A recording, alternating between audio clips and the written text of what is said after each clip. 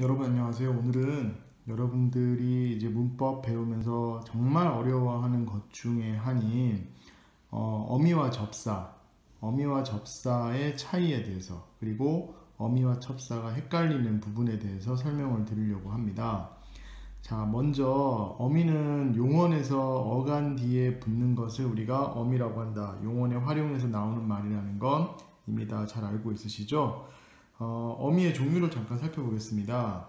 우리에게는 이제 문장의 맨 마지막에 오는 종결어미라는 게 있고요. 평서, 의문, 명령, 청유, 감탄형, 종결어미 등이 있습니다. 평서는 보통 어떤 다로 끝나고, 의문형은 이렇게 끝나죠. 명령어는 해라. 그 다음에 청유형은 하자. 감탄형은 구나 이런 식으로 끝나는 종결어미들이 있고요. 연결어미는 지난번에 그 연결어미들이 나왔을 대등적으로 연결되는 문장이나 이어지는 문장이나 종속적으로 이어지는 문장을 할 때 설명을 한 적이 있을 겁니다.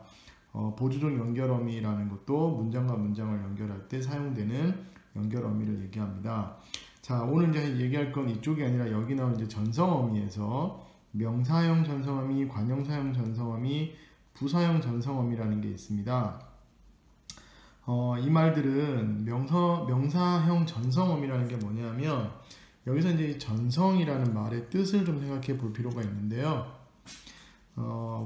품사의 원래 품사가 가지고 있는 품사의 성질을 바꾸는 것이라고 생각하면 될 것 같습니다. 그렇다고 해서 이게 품사를 아예 바꾸는 것은 아니에요.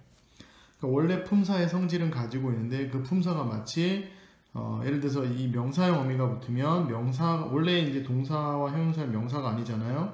근데 마치 명사인 것처럼 만들어준다.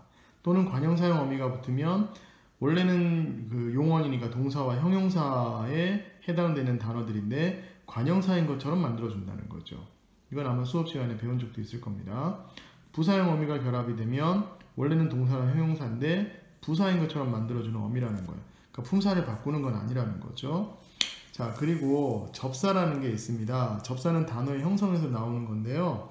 문법적 기능을 표시하는 어미나 조사도 접사에 해당이 됩니다. 특히 이제 어미도 접사라고 얘기를 하고 있죠. 근데 이건 이제 굴절 접사에서 이야기하는 거고요.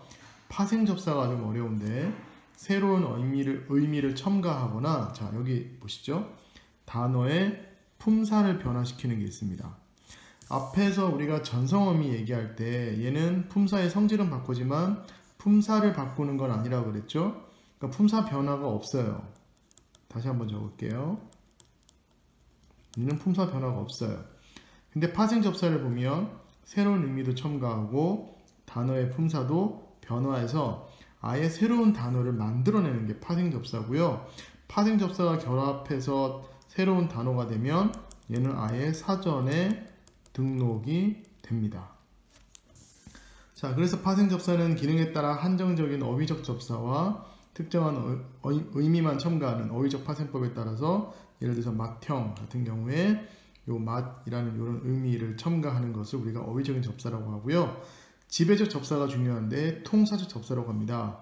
어근의 품사를 뭐하죠? 네, 변화시킵니다. 품사를 변화시키고 문장의 통사 구조까지도 변화시켜서 통사적 파생법이라고 합니다.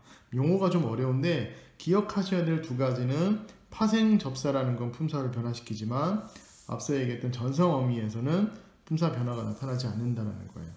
자, 그래서 오늘 여러분들에게 알려드리고 싶은 거는 뭐냐면 명사형 전성이란 말을 붙이기도 하고 얘를 그냥 빼서 읽기도 합니다. 그래서 명사형 어미라고 하기도 하고 보통 명사형 어미라는 건 명사형 전성어미라는 얘기예요. 전성. 성질을 바꾼다는 거죠. 그 다음에 명사 파생 접미사, 아까 얘기했던 파생 접사, 여기 나왔던 이 파생 접사를 얘기하는 겁니다.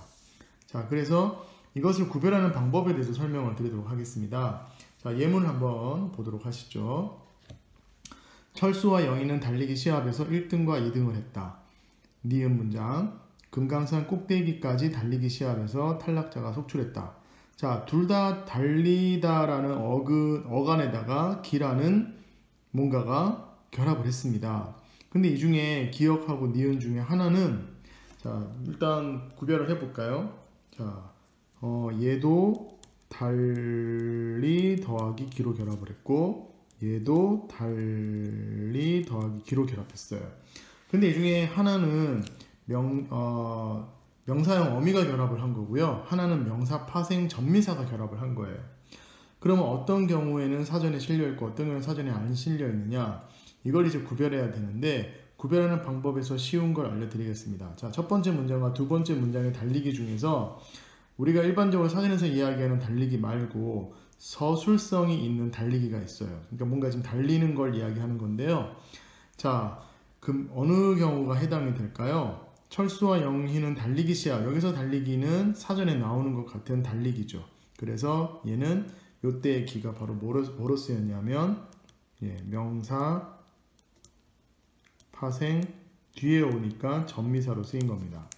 근데 여기는 금강산 꼭대기까지 달리기, 달리다라는 어간에다가 기라는 마치 명사를 만들어주는 명사형 전성 어미가 결합을 한 겁니다. 자, 그럼 무슨 차이가 있느냐? 얘는 달리다라는 어근에서 왔지만 기라는 명사 파생 전미사가 결합을 했기 때문에 얘는 원래 달리다는 동사죠? 근데 얘가 결합하면 아예 얘는 명사로 품사가 바뀌어 버립니다. 하지만 여기는 그 꼭대기까지 달리기, 여전히 얘는 서술성이 있어요. 그래서 여기에서는 명사로 바꾸긴 했지만 전성어미니까 품사를 바꾸지는 못하죠. 그러니까 여전히 얘는 동사라는 거죠. 그래서 기역과 니은의 문장에 똑같이 달리기가 나왔지만 얘는 명사, 얘는 동사, 이런 식으로 구별이 된다는 얘기입니다. 자, 두 번째 문장을 해볼까요? 그녀가 수줍은 웃음을 나에게 웃음은 관심이 있어서일까? 어느 경우 앞에 있는 걸 A라고 하고 뒤에 있는 걸 B라고 한다면 어디는 명사 파생 전미사가 왔고 어디는 명사형 어미가 왔을까요? 서술성이 있는 게 어딜까요? 뒤에 있는 거겠죠. 앞에 있는 웃음은 명사 파생 전미사가 결합해서 사전에 나오는 웃음이고요. 그 다음에 뒤에 있는 웃음은 서술성이 있죠. 그리고 이제 앞에서 보면 이 웃음은 아예 체언으로 등록이 되어서 앞에 수줍은의 꾸밈도 받고 있는 걸 볼 수가 있습니다. 자, 마지막 돼지가 나오는 꿈을 자주 꿈은 좋은 징조다. 서술성이 있는 건 어느 경우인가요? A와 B 중에서 역시 B가 서술성이 있죠. 그래서 이 앞에 있는 A들은 전부 명사 파생 전미사가 와서 새로운 단어, 그러니까 명사가 된 거죠. 하지만 B에 있는 것들은 명사형 전성 어미가 왔고 여전히 형용사나 웃음, 웃다 같은 웃다는 동사죠. 그 다음에 꾸다와 같은 동사, 둘 다 이렇게 동사로 되어 있는 것을 확인할 수가 있겠습니다. 명사형 어미와 명사 파생 전미사 구별하는 거 아시겠죠? 여기까지입니다.